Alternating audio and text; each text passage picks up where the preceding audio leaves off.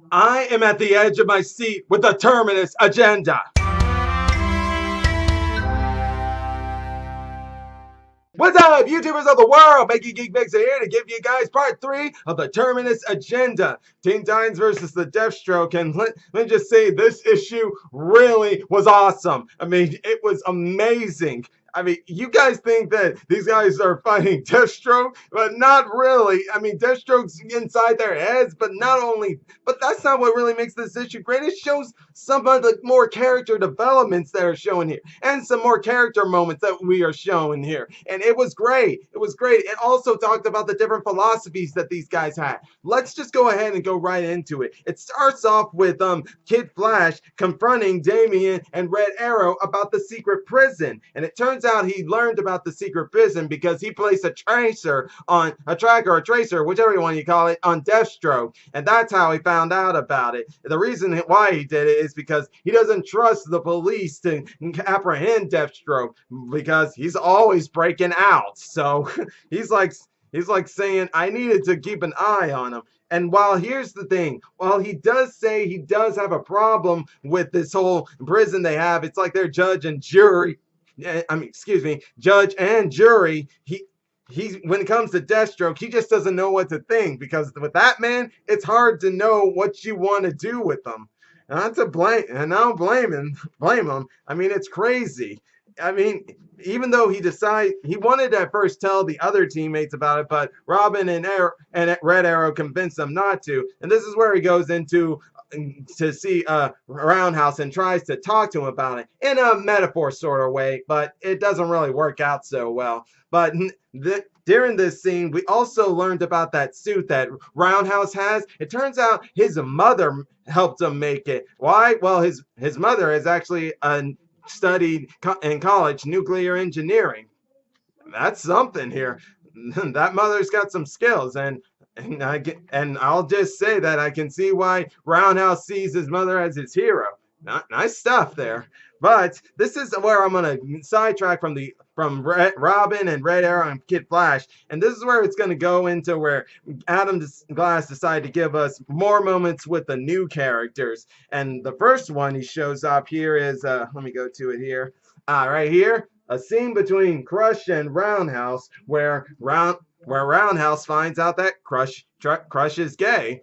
Surprise! Takes a it hits him on the head a little there with a little surprise, but not in a like shocker way, just in like a way of saying he didn't know she was gay, and she's just like, well, you didn't ask. But this is where he also gives her the advice of tell Djinn how you feel, even if you may get rejected, you'll be fine with it. And that's where it leads into the most out of nowhere thing I saw coming, because I really already knew about this love triangle, but I expected this a little later rather than now. But hey, this is Adam Glass, and hey, I like being surprised. I mean, if this comes out of nowhere, that's fine with me. Let's just see what's going to happen now after that, because Crush just said, take a moment to think about it, and then she left. And this is where it leads into Djinn talking with Damian. You see, this was supposed to be a session where he's supposed to continue to be healed by those injuries, but he takes a moment to ask her, is it justifiable to take one's life? And it really leads into something that Djinn talks about that I really liked. And that was in the fact saying that in dire particular circumstances it may be the only way. But then she also mentions that how like she's known about Damian being dead and being back to life, and how it can be a new beginning, and that there are fates worse than death. And yes, I completely agree with that. I've even mentioned that myself. So that can definitely lead into another foreshadowing of whatever Damian might do at the end of the Terminus agenda might be worse than the death that Adam Glass has been teasing with us with Damian. So that was definitely good right there. It definitely gives you a good foreshadowing of maybe something else might happen that's worse than death.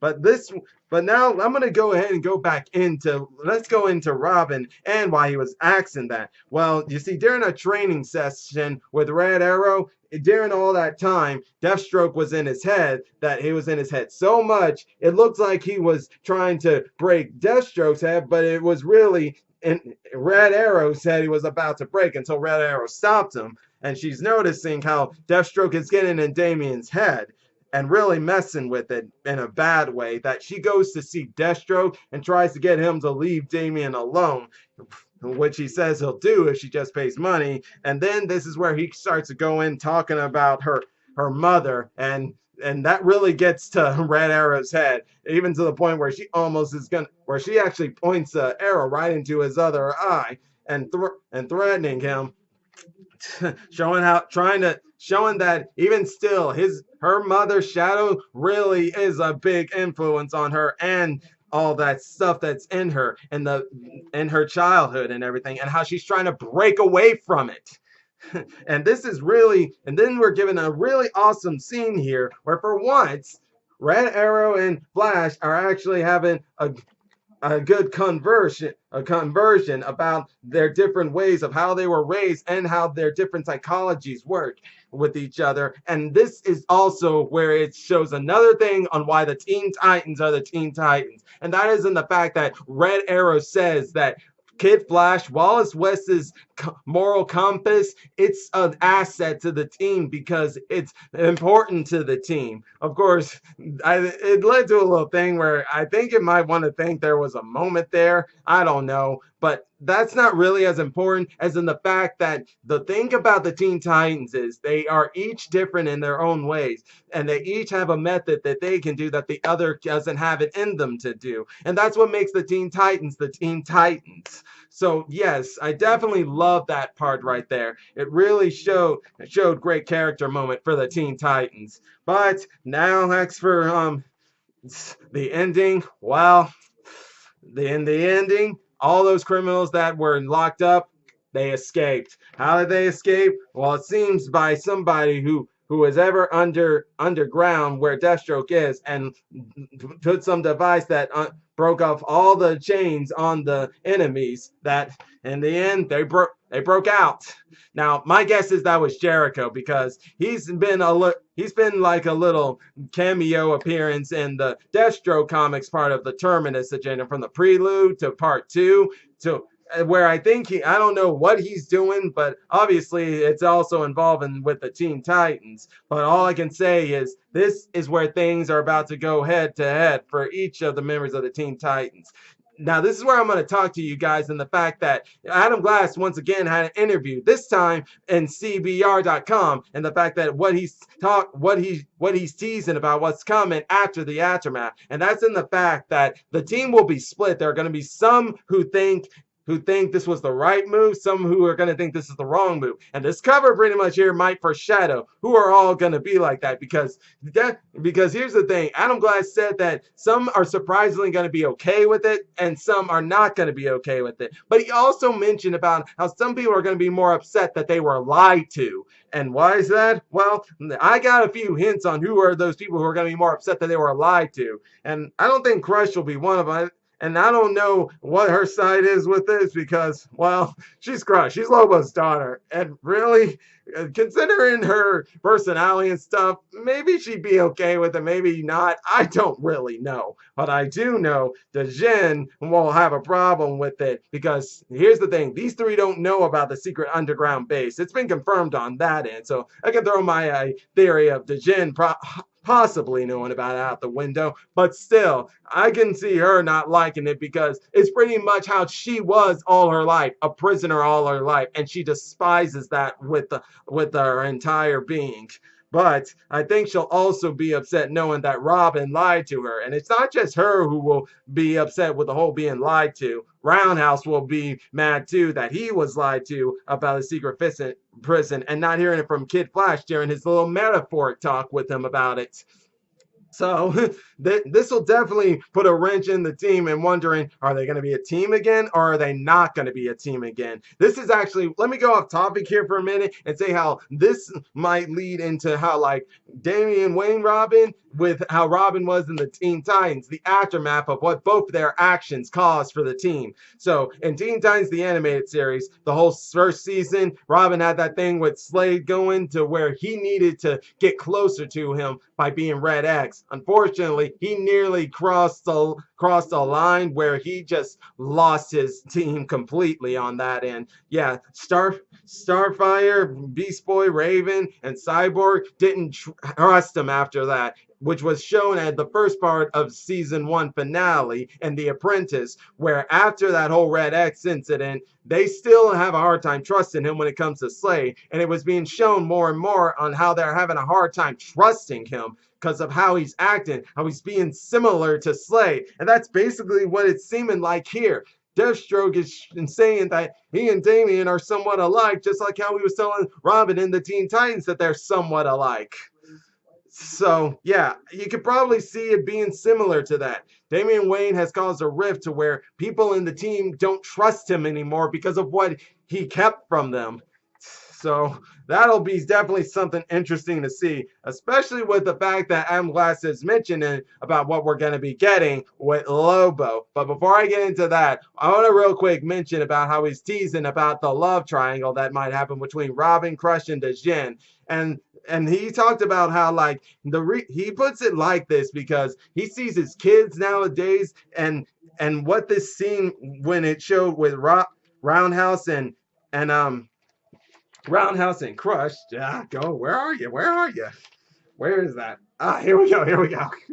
Oh, man. Trying to find these pages. But this scene was like a little inspiration, he said, from how his kids are viewing things and saying like how one's finally saying she's gay, but she's only finally telling him because only finally did something about it come up to where she opened up about it. And Roundhouse was just was in the surprise was on the surprising end, but in a way of saying, oh, you're gay? I didn't know. Basically, like he didn't have a problem with it. He just didn't know about it and was a little taken aback by it, but he had no problem with it. And like I said earlier, he's encouraging her to talk to Djinn about it. Now, where will that lead to Djinn? Well, it leads into what I've always thought that Adam Glass has now confirmed, and that's the fact she's lived so long and seen all this stuff around, it doesn't really matter to her. That's saying that she's not gay, she's not straight, she just likes who she likes. You can pretty much call that bisexual if you want, but either way, it's still pretty much the same, saying that when you live around for a long time, why should you care about all this nonsense that people spew about, especially when it comes to somebody you love?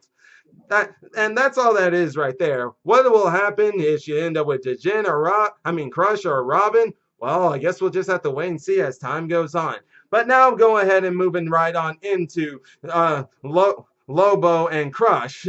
So we all know Terminus agenda will be over with, and then soon Lobo will show up, and this is where it will lead into Lobo and Crush having their time to get to know each other. But how will the Teen Titans taking on Lobo work out in their favor, and how will they fight him? Well, that's the big question of all, especially in the fact that I'm thinking, what if Lobo's coming for his daughter because he was contracted to do it? Because let's not forget, Lobo's a mercenary here, and if he accepts the contract, he sticks with her to the end. But if he does, this is where it will be an interesting take, because not only this isn't just a regular job for him, he's going after his daughter, who, whether we don't know if he exists or not, I mean, whether she exists or not, and if she does exist, how's his reaction going to be to it? And if it's going to be, because he was supposed to be the last of his kind, and now to know about her, if he doesn't know about her, well, that's where it's going to lead into some very interesting, complex things in the character story arc for Lobo. That's what is going to be very interesting on that end. But also what Adam Glass mentioned with CBR's interview with him is in the fact that talking about Crush's mother. Now, as I've said before, that's the big question. Who's Crush's mother? And this is where he teases that Lobo might knows who her mother is, but the question is he lying about it, or is he just saying it just to say it?